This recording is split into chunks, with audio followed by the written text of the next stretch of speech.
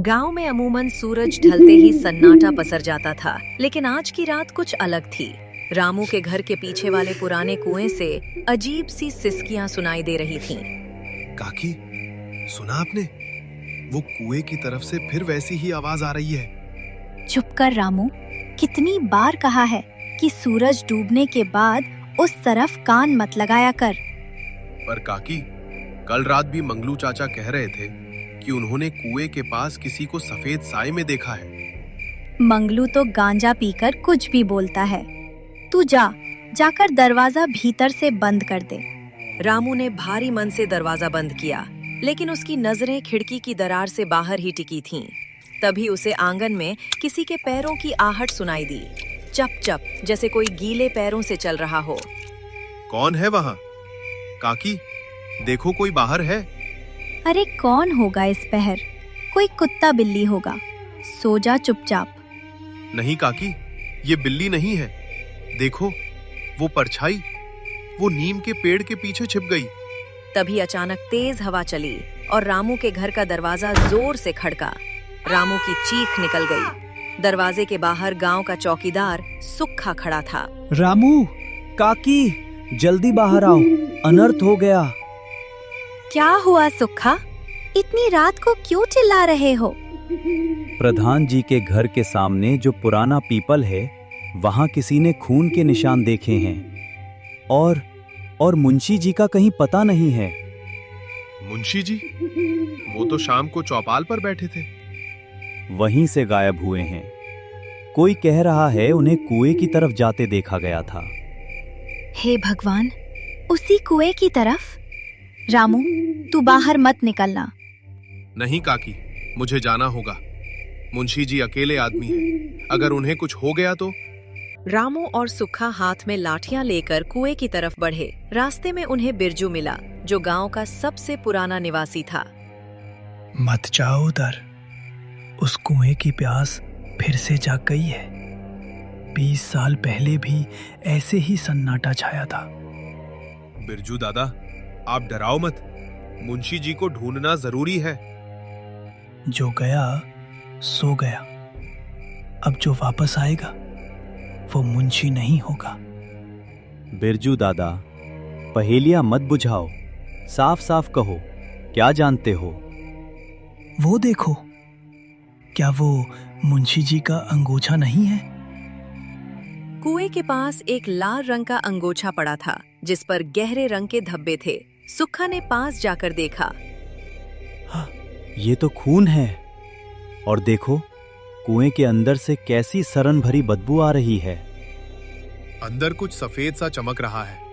सुक्खा भाई, क्या ये मुंशी जी की धोती है? रुको, मैं रस्सी लेकर आता हूँ। हमें नीचे देखना ही होगा। तभी अचानक कुएं के पीछे से एक जोर की हंसी सुनाई दी। सब चौंक गए। वहां गांव का पागल, जिसे सब भोलू कहते थे, खड़ा नाच रहा था। आ गया, वो आ गया। अब सबकी बारी आएगी। एक एक करके सब कुएं में सोएंगे। भोलू, तू यहाँ क्या कर रहा है? तूने मुंशी जी को देखा? देखा भी और सुना भी।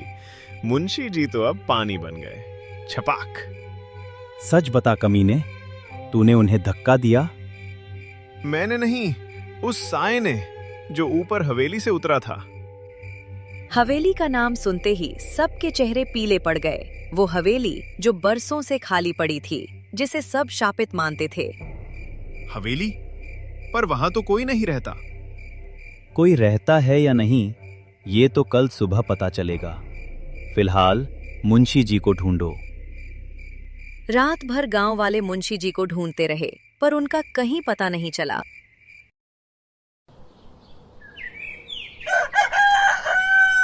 सुबह होते ही खबर फैली कि मुंशी जी का शव कुएं के पास वाले खेत में मिला है, पर उनके शरीर पर एक भी जख्म नहीं था। उनका चेहरा डर से नीला पड़ा हुआ था। ये किसी इंसान का काम नहीं है। ये तो वही बला है जो 20 साल पहले आई थी। नहीं काकी, ये किसी इंसान की ही चाल है। मुंशी जी के हाथ में कुछ दबा हुआ था। क्या था? मुंशी जी के हाथ में कुछ दबा हुआ? एक पीला धागा, ऐसा धागा जो सिर्फ प्रधान जी के घर में पूजा के दौरान इस्तेमाल होता है।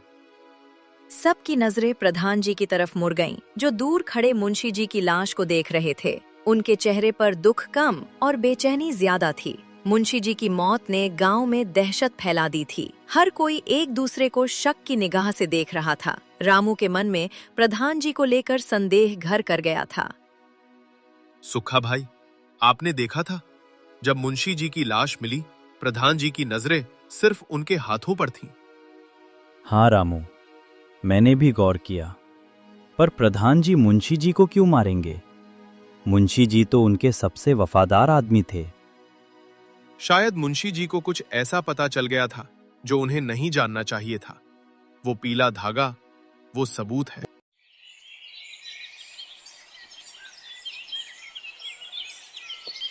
अगली सुबह दोनों चौपाल की ओर बढ़े, जहां गांव की पंचायत बैठी थी। प्रधान जी ऊंचे तख्त पर बैठे सबको सांत्वना दे रहे थे। गांव वालों, ये दुख की घड़ी है। मुंशी जी हमारे बीच नहीं रहे। लगता है गांव पर किसी बुरी शक्ति का साया है। हमें शांति पाठ कराना होगा। पाठ से कुछ नहीं होगा प्रधान जी। बलि मांग रही है वो हवेली। बिरजू, पुरानी बातें मत उखाड़ो। तुम सबको डरा रहे हो। प्रधान जी, डराने की बात नहीं है। मुंशी जी की मुट्ठी में ये पीला धागा मिला है। क्या आप जानते हैं ये किसका है? प्रधान जी की आंखें एक पल के लिए सिकुड़ी, फिर उन्होंने खुद को संभाल लिया। ये तो साधारण धागा है रामू। गांव में हर दूसरे घर में ऐसा धागा मिल जाएगा। तुम क्या कहना चाहते हो? मैं बस ये जानना चाहता हूँ कि कल रात आप कहाँ थे? रामू, ये क्या बदतमीजी है? प्रधान जी से ऐसे सवाल? कोई बात नहीं सुखा। लड़का जवान है, खून गर्म है। कल रात मैं अपने भंडार घर में था, हिसाब देख रहा था। मेरे साथ मेरा नौकर घसीटा भी था। क्यों घसीटा? हाँ जी, प्रधान जी तो रात भर मेरे साथ ही थे। रामू को घसीटा की आंखों में डर दिखा। उसे यकीन हो गया कि घसीटा झूठ बोल रहा है।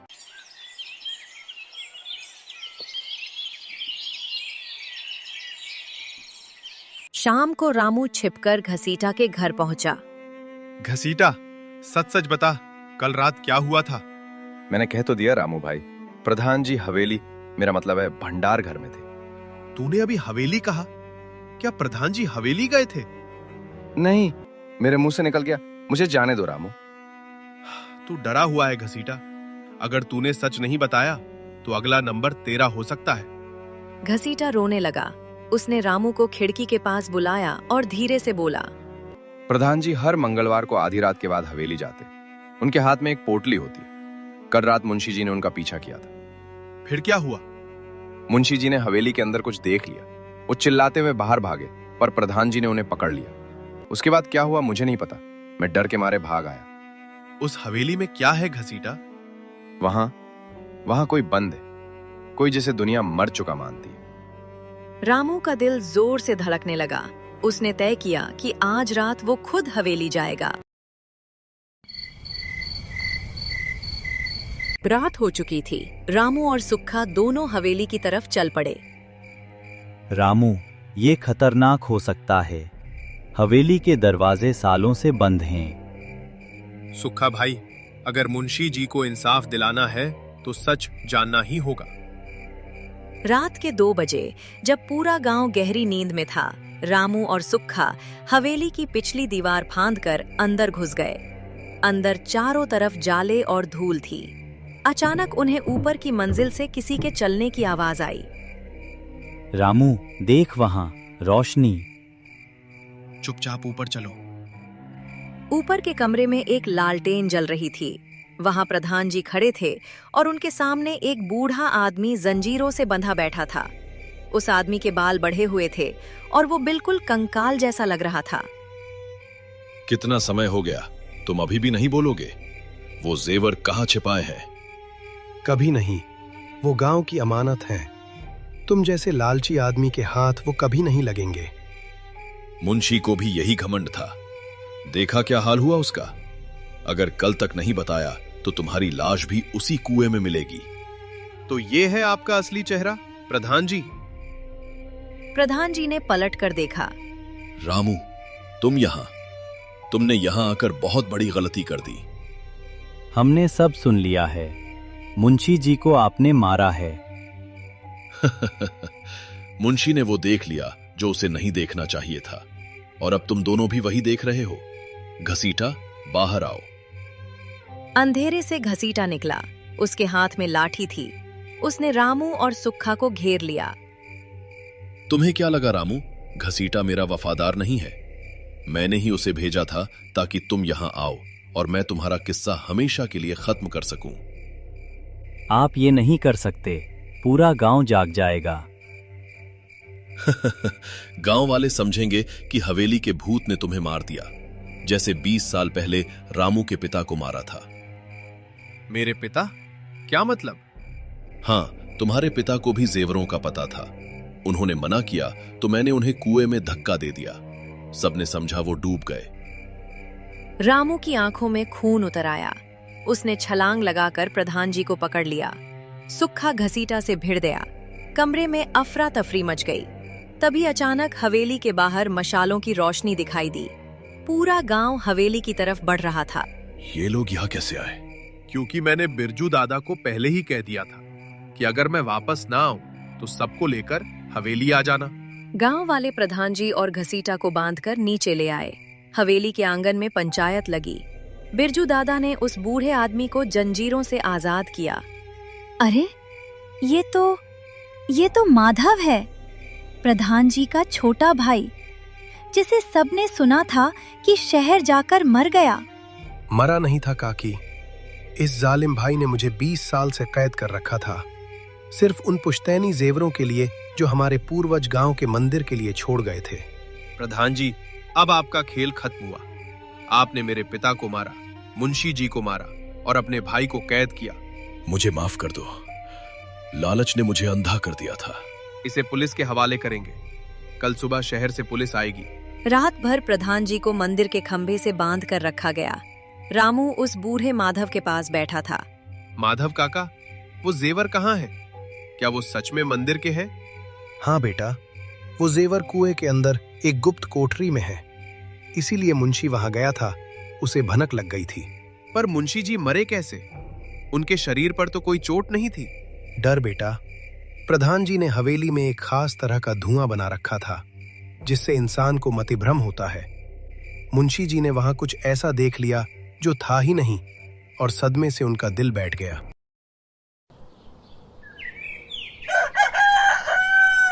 सुबह हुई, पुलिस आई और प्रधान जी को ले गई। गांव वालों ने राहत की सांस ली। रामू को नायक माना जा रहा था। शाम को रामू बिरजू दादा के पास बैठा था।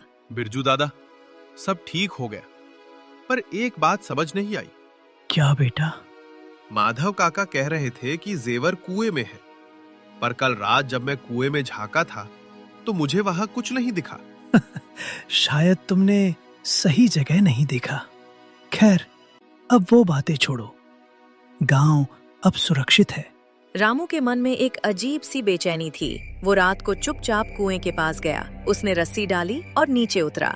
कुएं के तल में उसे एक छोटा सा दरवाजा दिखा। उसने उसे खोला। अंदर एक संदूक था। ये रहे जेवर, ये तो सोने और हीरो से भरे हैं। तभी ऊपर से एक साया दिखाई दिया। रामू ने ऊपर देखा। वहाँ बिरजू दादा खड़े थे, पर उनके चेहरे पर वो सौम्यता नहीं थी, बल्कि एक क्रूर मुस्कान थी। मिल गए ना रामू? मैंने कहा था ना, जो कुएं में जाता है वो वापस नहीं आता। बिरजू दादा, आप यहाँ क्या कर रहे हैं? 20 साल पहले तेरे बाप ने मेरे साथ मिलकर प्रधान के पिता को लूटा था, पर तेरे बाप का ज़मीर जाग गया और उसने कहा कि वो सब सच बता देगा, तो मैंने उसे धक्का दे दिया। क्या? पर प्रधान जी ने तो कहा कि उन्होंने मारा था। प्रधान को तो मैंने यकीन दिलाया था कि उसने धक्का दिया है। वो नशे में था उस रात। उसे लगा उसके धक्के से तेरा बाप गिरा, पर असल में पीछे से मैंने पत्थर मारा था। आप इतने सालों से नाटक कर रहे थे? और क्या करता?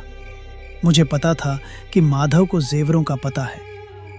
मैंने ही प्रधान को उकसाया कि वो माधव को कैद करे, ताकि एक दिन मैं उन दोनों को रास्ते से हटाकर ये सब ले सकूं। मुंशी को भी मैंने ही डराकर कुएं की तरफ भेजा था। मैं अभी शोर मचाऊंगा, सबको सच बताऊंगा। कौन सुनेगा? सब समझेंगे कि तू लालच में कुएं में उतरा और मर गया, जैसे तेरा बाप मरा। बिरजू ने एक भारी पत्थर उठाया ताकि वो रामू के सिर पर मार सके, पर तभी पीछे से एक हाथ ने बिरजू का कंधा पकड़ा। मैंने कहा था ना बिरजू, पाप का घड़ा एक दिन भरता ही है। बिरजू पलटा और देखा कि उसके पीछे न सिर्फ माधव बल्कि सुक्खा और पूरी गांव की पंचायत खड़ी थी।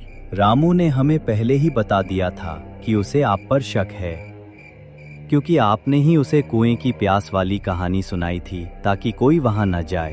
बिरजू दादा, आपने सोचा था कि आप सबसे समझदार हैं, पर आपने ये भूल कर दी कि सच कभी नहीं छिपता। बिरजू को पकड़ लिया गया। असली गुनहगार वो था जिसे सब सबसे ज्ञानी और भला आदमी समझते थे। ये जेवर अब मंदिर के होंगे। गांव में अब कोई रहस्य नहीं बचेगा। गांव में अब सवेरा हो रहा था। सूरज की पहली किरण के साथ ही वो बरसों पुराना डर खत्म हो गया था।